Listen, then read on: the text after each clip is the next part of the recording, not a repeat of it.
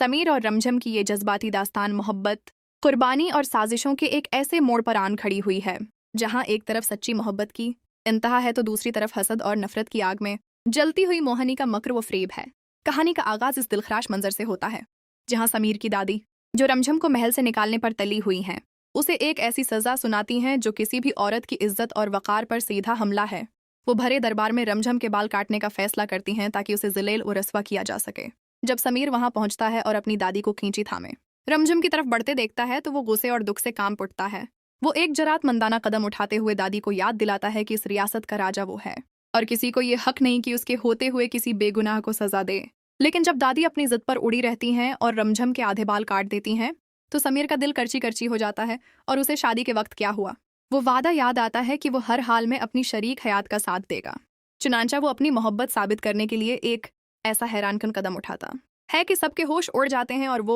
खुद अपने हाथों से अपने पूरे बाल काट लेता है ताकि रमझम को ये एहसास दिलाए कि वो इसकी तकलीफ में बराबर का शरीक है। समीर का ये बेलोस अमल देखकर जहां रमझम की आंखों में आंसू आ जाते हैं और दोनों एक दूसरे को गले लगा लेते हैं, वहीं दादी का सख्त दिल भी मूम हो जाता है और उन्हें एहसास होता है कि जो लड़का एक लड़की के लिए अपनी शाही शान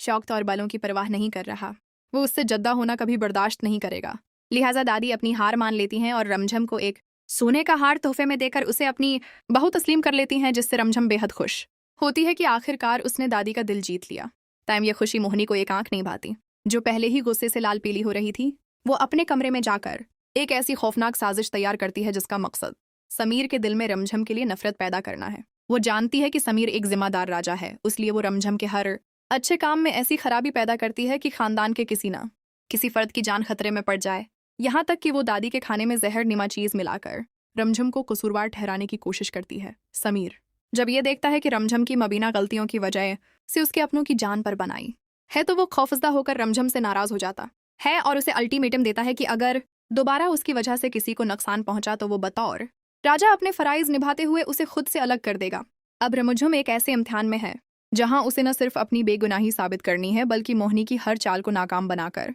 अपनी मोहब्बत और इस महल के सुकून को बचाना है। और नाजरीन अब बेसब्री से उस कश्मकश के अंजाम का इंतजार कर रहे हैं।